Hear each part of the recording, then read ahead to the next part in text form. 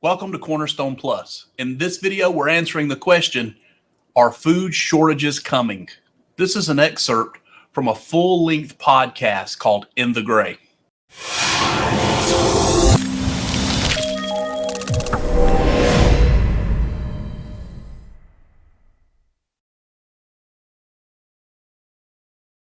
Okay?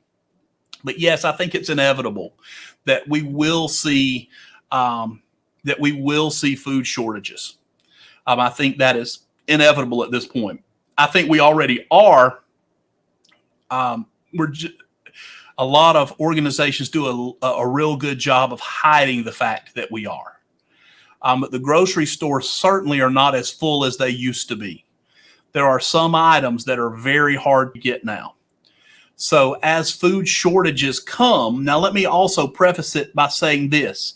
Food shortages in America do not look like food shortages in other places in the world. So let me say that again. Food shortages in America right now in 2022 don't look like food shortages in other places in the world. There's always going to be something in our grocery stores. Or when I say always, at least in the near future, there's always going to be things in our grocery stores. But as shortages happen, prices go up. And as prices go up, wages don't usually go up to match those things, especially when you have escalating prices and shortages, and then you have recessionary values pressing everyone's incomes down. So those two things work opposite of each other. So yes, I do think we're going to have food shortages. I think that with what's happening in Texas and Oklahoma now with the droughts, farmers being unable to feed their cows, they're selling their cows at 50% weight. And that doesn't sound like a big deal to a lot of people. It's just like, oh, well, farmers are not going to make as much money. They're not making money anyway. But what that means is there's only 50% as much beef. But more than that, also means that if they're selling them 6 months early, they're creating a 6-month gap in the food supply chain that's going to catch up sooner or later. So there's going to be a 6-month period of time where there is not as much because we killed these cows earlier than they were supposed to be. The droughts are ravaging grain crops. The breadbasket of the world over in Ukraine and Russia, they're engaged in war. And that's not the most serious part, though. It is serious if they're engaged in war. So don't leave here and say, oh, he said it wasn't serious. It is serious.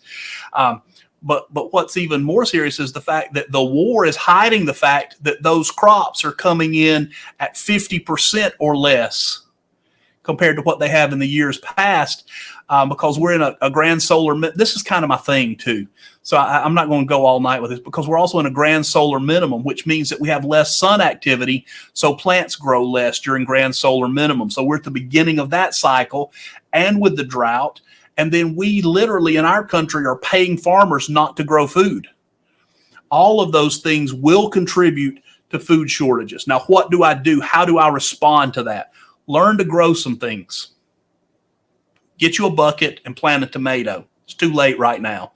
But get a bucket and plant some salad greens in it. Put it on start learning how to do some of these. Listen to me. Start learning how to do these things. And you're saying, well, God says he's going to take care of us. Yes, God will take care of us. God will take care of us.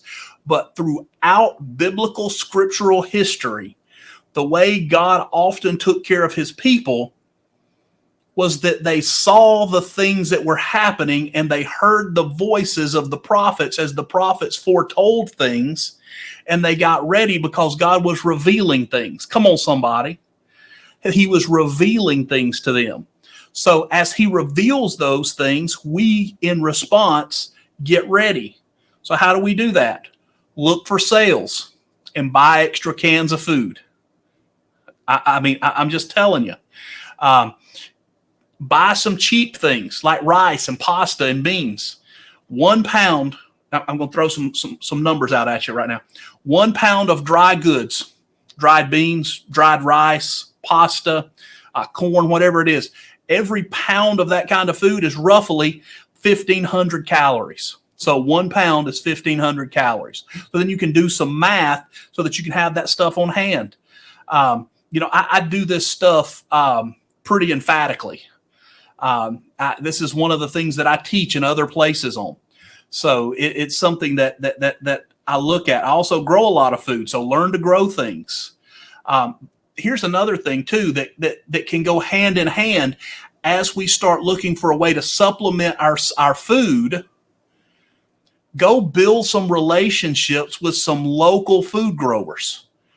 Go to the farmer's market and don't just buy tomatoes, but talk to the farmer that grew the tomatoes and begin to build a relationship, number one, so that if times get lean, you have a person you can go to their farm and you can buy food from. And number two, that you may one day be able to lead them to Christ because of the conversation that we're having, because of the relationship that we're building. So find local sources outside of the grocery store to source some food. I have food. I mean, I weigh 350 pounds. I have food, it's like, a fat man that doesn't have food. That's just crazy. But I will go for a long time if I just had eggs and flour, because I have gained some skills to make some simple things that can sustain ourselves. So watch some YouTube videos, find out how to make your own bread, find out how to make your own pasta, find out how to do some of those things, and do it now before then so that you're ready. Wow, I really dug into that. So yeah, Jeremy, I think they're coming. And the answer to that is get ready.